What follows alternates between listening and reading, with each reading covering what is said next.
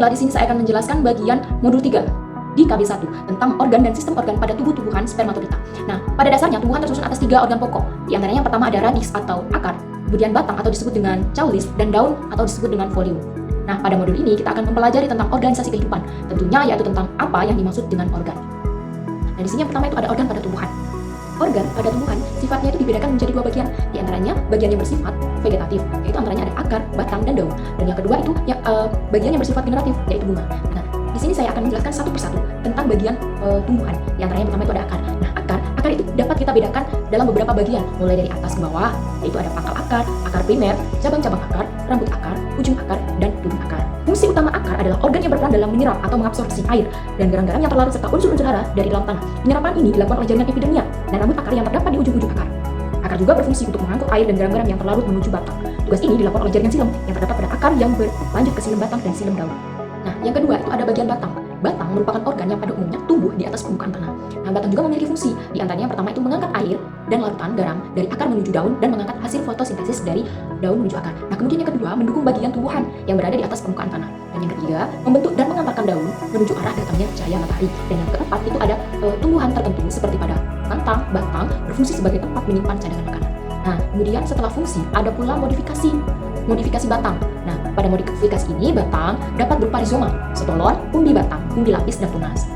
Nah, yang pertama akan kita jelaskan satu persatu modifikasi batang. Yang pertama itu ada rizoma. Rizoma adalah bagian batang atau cabang yang tumbuh di dalam tanah dan berdaging. Contohnya nih, ada jahe, kencur, dan lengkuas. Dan yang kedua itu ada stolon. Stolon merupakan batang atau cabang yang tumbuh mendatar atau horizontal di atas permukaan tanah. Umumnya, bentuk stolon lebih ramping dibanding dengan rizoma. Nah, kemudian yang ketiga itu ada umbi batang atau disebut dengan tuber. Nah, tuber atau umbi merupakan cabang yang tumbuh horizontal dan pada bagian ujungnya membengkak serta berdaging, serta tempat menyimpan cadangan makanan. Nah, yang keempat itu ada umbi lapis. Nah, umbi lapis terdapat pada tanaman bawang merah. Bagian batangnya kecil berbentuk cakram, sedangkan bagian pangkal daunnya berdaging dan berlapis-lapis, sehingga sering dinamakan umbi lapis. Terakhir itu ada tunas atau anakan. Nah, anakan ini dapat digunakan sebagai alat reproduksi secara vegetatif, yang artinya apabila anakan tersebut atau disebut dengan tunas tidak dapat dipisahkan dari induknya, akan tumbuh membentuk segerombolan tanaman pisang, sehingga dapat terjadi persaingan. Nah, contohnya ini terdapat pada tumbuhan pisang. Setelah kita bahas tentang tumbuhan, sekarang kita akan membahas tentang daun. Nah, daun adalah organ vegetatif yang biasanya berbentuk lembaran pipih yang berwarna hijau. Kemudian ada beberapa jenis daun. Di antaranya dia berbentuk jan seperti pinus atau berbentuk sisik misalnya pada kaktus. Kemudian daun juga memiliki fungsi. Fungsi utamanya itu adalah sebagai tempat berlangsungnya proses fotosintesis. Kemudian daun juga mengalami modifikasi. Di antaranya yang pertama ada modifikasi berbentuk piala, yang kedua modifikasi berbentuk gelombang, dan yang ketiga itu berbentuk perangkap lalat atau disebut dengan Venus flytrap, dan yang keempat itu ada phyllodyum, dan yang kelima duri, dan yang keenam itu sulur atau disebut dengan tendril. Nah, yang terakhir itu ada bagian bunga. Bunga merupakan organ yang bersifat generatif dari tumbuhan. Pada bunga terdapat organ reproduksi, di antaranya ada benang sari dan putik. Nah, kemudian bunga juga memiliki beberapa bagian dari bunga. Di antaranya yang pertama ada tangkai bunga, dasar bunga, kelopak bunga, mahkota bunga, benang sari, dan putik. Baiklah, setelah kita membahas tentang organ pada tumbuhan, sekarang kita akan membahas tentang sistem organ pada tumbuhan. Sistem organ merupakan bentuk kerja sama antar organ untuk melakukan fungsi-fungsi yang lebih kompleks, sehingga proses yang berlangsung di dalam tubuh suatu organisme dapat berjalan dengan baik sesuai aktivitas hidup organisme yang bersangkutan. Kemudian sistem organ pada tumbuhan terbagi atas 3. Yang pertama ada sistem pernapasan, yang kedua sistem fotosintesis, dan yang ketiga itu ada sistem transportasi. Baiklah, di sini saya akan membahas satu persatu apa itu sistem pernapasan, apa itu sistem fotosintesis, dan apa itu sistem transportasi. Nah, yang pertama itu ada sistem pernapasan atau disebut dengan respirasi tumbuhan. Respirasi pada tumbuhan meliputi 2 tahap, di antaranya yaitu pertukaran gas dan respirasi sel. Pertukaran gas adalah proses pengambilan oksigen dan mengeluarkan karbon dioksida melalui alat pernapasan tumbuhan. Kemudian respirasi sel adalah penguraian senyawa kompleks menjadi senyawa lebih sederhana dengan membebaskan energi. Nah, sistem pernapasan atau disebut dengan respirasi itu terdapat beberapa bagian. Yang pertama itu ada alat respirasi tumbuhan. Alat respirasi tumbuhan diawali dengan proses pertukaran gas oksigen dan karbon dioksida melalui alat pernapasan. Nah, alat respirasi pada tumbuhan ini terdapat 3 bagian. Yang pertama ada stomata, lentisel, dan rambut akar. Nah, yang kedua itu ada alat pernapasan khusus. Alat pernapasan khusus pada tumbuhan bakau yang hidup di lingkungan air laut mempunyai akar yang tumbuh ke atas permukaan tanah untuk memperoleh oksigen dan mengeluarkan karbon dioksida. Akar itu disebut dengan akar napas. Nah, kemudian yang ketiga itu ada pertukaran gas. Pertukaran gas antara tumbuhan dan lingkungannya merupakan bagian yang sangat penting dalam respirasi. Pertukaran gas secara keseluruhan berlangsung secara difusi. Nah, yang dimaksud dengan difusi adalah perpindahan zat dari larutan pekat ke larutan encer. Nah, yang kedua itu ada sistem fotosintesis. Fotosintesis merupakan satu-satunya proses yang terjadi di alam yang dapat memanfaatkan energi surya menjadi energi kimia yang sangat berguna bagi makhluk hidup. Kemudian molekul sederhana yang ada di alam, di antaranya itu ada CO2 dan air. oleh energi cahaya matahari diubah menjadi senyawa karbohidrat atau disebut dengan gula dan oksigen. Nah, yang terakhir itu adalah sistem transportasi. Transportasi tumbuhan adalah proses pengambilan dan pengeluaran zat-zat seluruh bagian tubuh tumbuhan. Pada tumbuhan tingkat tinggi atau disebut dengan spermatopita, proses pengangkutan dilakukan pembuluh pengangkut yang terdiri atas xilem dan phloem. Tumbuhan memperoleh bahan dari lingkungan untuk hidup berupa O2, CO2, air, dan unsur hara. Nah, kemudian transportasi dalam tubuh tumbuhan dapat berlangsung antara lain karena adanya proses imbibisi, difusi, dan osmosis. Nah, sekarang kita akan bahas satu persatu apa itu proses imbibisi, difusi, dan osmosis. Proses imbibisi adalah proses perserapan air ke dalam ruangan antar dinding sel sehingga dinding sel mengembang. Contohnya nih, ada biji kacang tanah kering yang direndam. Nah, yang kedua itu ada difusi. Proses difusi merupakan proses perpindahan zat-zat atau molekul dari konsentrasi tinggi atau disebut dengan hipertonik ke konsentrasi rendah atau disebut dengan hipotonik. Contohnya penyebaran setetes tinta dalam air, pengambilan O2, dan pengeluaran CO2 saat pernapasan. Nah, yang ketiga itu adalah proses osmosis. Proses osmosis ini adalah perpindahan zat melalui membran selektif permeabel dari konsentrasi rendah atau disebut dengan encer ke konsentrasi tinggi atau disebut dengan fat. Proses osmosis ini terjadi juga pada sel hidup di alam, termasuk pada tumbuhan tingkat tinggi seperti spermatopita. Contohnya, osmosis adalah masuk dan naiknya mineral dari dalam tanah menuju perpohonan melalui xilem dari akar tumbuhan tersebut. KB2 organ dan sistem organ pada hewan tingkat tinggi dalam kurung vertebrata. A. Organ dan sistem organ pada vertebrata. Sistem pernapasan. Yang pertama, insek menggunakan mulut, insang, operculum dalam perut tutup insang dan rongga insang. Yang kedua, amfibi menggunakan insang hidung, glostik, blokus dan paru-paru, kulit. 3. Reptil menggunakan mulut, trakea, batang tenggorokan, blokus dan paru-paru. Yang 4. Menggunakan hidung, trakea, dalam kurung batang tenggorokan, blokus, paru-paru dan pundi-pundi udara. Yang kelima, yaitu mamalia dalam kurung manusia menggunakan hidung, laring dalam kurung pangkalan tenggorokan, trakea dalam kurung batang tenggorokan, blokus, bronkulus dan paru-paru. Sistem pernapasan. Yang pertama, insek yaitu mulut, tenggorokan, lambung, usus dan anus. Yang kedua, amfibi yaitu mulut, kerongkongan, lambung, usus dan kloaka. Yang ketiga, reptil yaitu mulut, kerongkongan, lambung, usus dan kloaka. Yang keempat, pelvis yaitu mulut, dalam kurung paru, kerongkongan, tambalok, lambung kelenjar, pedal, usus halus, usus besar, rekum dan kloaka. Yang kelima, mamalia dalam kurung manusia yaitu mulut dengan giginya, kerongkongan, lambung, usus halus, usus besar, anus. Sistem gerak. Yang pertama, isches yaitu mulut, kerongkongan, lambung, anus, usus. Yang kedua, amfibi yaitu mulut, kerongkongan, lambung, usus, kloaka. Yang ketiga, reptil yaitu kerangka, tulang, tengkorak, tulang anggota gerak, tungkai, tulang anggota gerak, tungkai, tulang, akor, otot dan syaraf. Yang keempat, pelvis yaitu sayap dan bulu-bulunya, rangkaian yang ramping dan tipis, sistem tulang, otot dan syaraf. Yang kelima, mamalia dalam kurung manusia yaitu rangka tubuh dalam kurung tulang tengkorak, tulang badan, tulang anggota gerak, atau tungkai, otot dan syaraf. Sistem transportasi. Yang pertama, pinces yaitu jantung berongga 2 dalam kurung bilik vertikal dan serambi atau atrium pembuluh darah, organ, sinus venosus. Yang kedua, amfibi yaitu jantung berongga 3, 2 serambi, atrium, 1 bilik atau vertikal pembuluh darah, sinus venosus. Yang ketiga, reptil yaitu jantung berongga 4, 2 serambi, atrium, 1 bilik vertikal pembuluh darah. Yang keempat, venus yaitu jantung berongga 4, 2 serambi, atrium, 1 bilik vertikal pembuluh darah, sinus venus. Yang kelima, mamalia yaitu jantung berongga 4, 2 serambi, atrium, 1 bilik vertikal pembuluh darah. Yang B, organ indera pada manusia. Yang pertama yaitu indera penglihatan, yang kedua indera pendengar, yang ketiga indera pencium, yang keempat indera pengencat, yang kelima indera peraba dan perasa.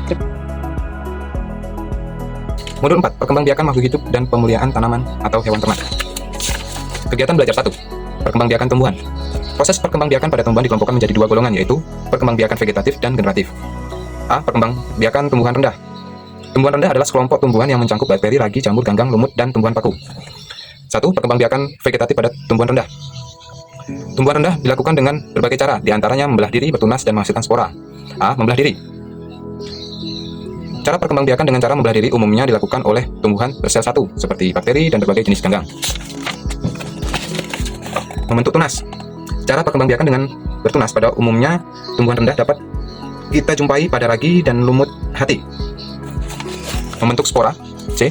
Spora merupakan salah satu alat perkembangbiakan yang dihasilkan oleh berbagai jenis tumbuhan rendah seperti jamur, ganggang, lumut, dan tumbuhan paku. Beberapa jenis bakteri dapat membentuk spora, tetapi spora pada bakteri lebih bersifat untuk mempertahankan diri dari lingkungannya, yang kurang menguntungkan daripada untuk perkembangbiakan. 2. Perkembangbiakan generatif pada tumbuhan rendah. Ada 3 cara perkembangbiakan generatif pada tumbuhan rendah. Di antaranya, 1. Isogami adalah proses perkawinan makhluk hidup dengan cara menyatukan antara 2 buah gamet atau sel kelamin. 2. Anisogami adalah proses perkembangbiakan makhluk hidup dengan cara menyatukan 2 buah gamet yang berbeda struktur, bentuk, ataupun ukurannya. 3. Konjugasi adalah proses perkembangbiakan makhluk hidup melalui perkawinan antara 2 individu yang belum dapat dibedakan jenis kelaminnya. 3. Perkembangbiakan tumbuhan tinggi. Tumbuhan tinggi adalah sekelompok tumbuhan yang sudah dapat dibedakan antara batang, akar batang, dan daun serta umumnya berkembang biak dengan biji. Tumbuhan tinggi disebut tumbuhan berbiji, seperti halnya tumbuhan benda. Tumbuhan tinggi pun dapat berkembang biak dengan cara vegetatif atau generatif. A. Perkembangbiakan vegetatif pada tumbuhan tinggi. Perkembangbiakan vegetatif pada tumbuhan tinggi dapat terjadi secara alami ataupun buatan. Vegetatif alami terjadi di alam tanpa campur tangan manusia, sedangkan vegetatif buatan sengaja dilakukan oleh manusia untuk memenuhi kesejahteraan hidupnya. 1. Perkembangbiakan vegetatif alami pada tumbuhan tinggi. Perkembangbiakan vegetatif ini dapat terjadi melalui berbagai cara, antara lain A. Akar tinggal atau rizoma. B. Ubi lapis. C. Ubi batang. D. Geragih. E. Tunas. F. Tunas adventif.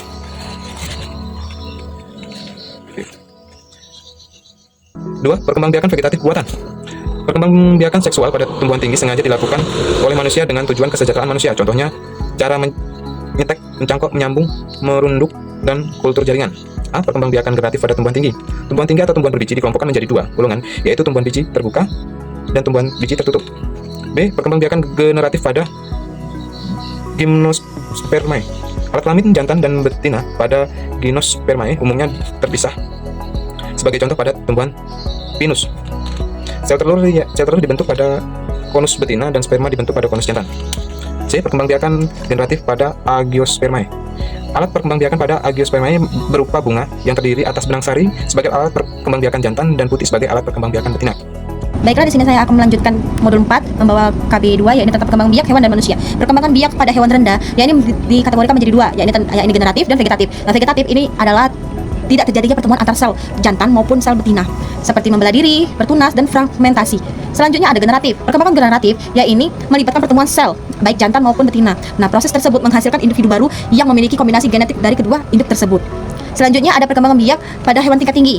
Nah, jadi perkembangan hewan pada tingkat tinggi, ya ini adalah salah satu ciri-ciri makhluk hidup untuk melestarikan spesiesnya, seperti ikan, burung, katak, tikus, dan manusia. Yang pertama itu ada ikan dan katak. Jadi ikan dan katak ini adalah melakukan proses fertilisasi eksternal, yakni proses pembuahan sel telur betina oleh sel telur jantan yang dilakukan di luar tubuh induk betinanya.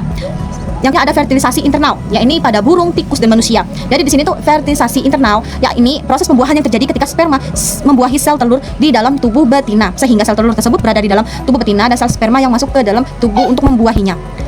Seperti burung juga melakukan fertilisasi internal. Pada burung, itu penjantan dimasukkan ke dalam tubuh betina melalui kloaka. Sedangkan pada tikus juga termasuk kategori hewan mamalia, sehingga mereka mengalami fertilisasi internal. Nah, pada proses tersebut, proses produksi tikus melibatkan beberapa tahap yang sama seperti mamalia yang lain, termasuk ovulasi, pengiriman sperma, pertemuan sperma, ovum, dan pembentukan zigot. Selanjutnya ada pembuahan pada manusia. Jadi di sini fertilisasi manusia, ya ini bersatunya sperma dan sel telur untuk menjadi awal mula kehamilan. Ada berbagai tahap untuk proses ini bisa terjadi, mulai dari ovulasi, perpindahan sperma, dan hingga implantasi. Sama ejakulasi, jutaan sel sperma dilepas dengan tujuan mencari sel telur untuk dibuahi saat melakukan perhubungan seks tanpa kondom. Sel sperma tersebut berenang melalui vagina untuk memasukkan ke dalam tuba. Jutaan sel sperma tersebut berjuang untuk mencapai dan menembus sel telur tersebut. Namun hingga satu yang bisa berhasil untuk menembus bagian dinding sel telur tersebut. Sel sperma membuahi sel telur, maka sel telur akan larut.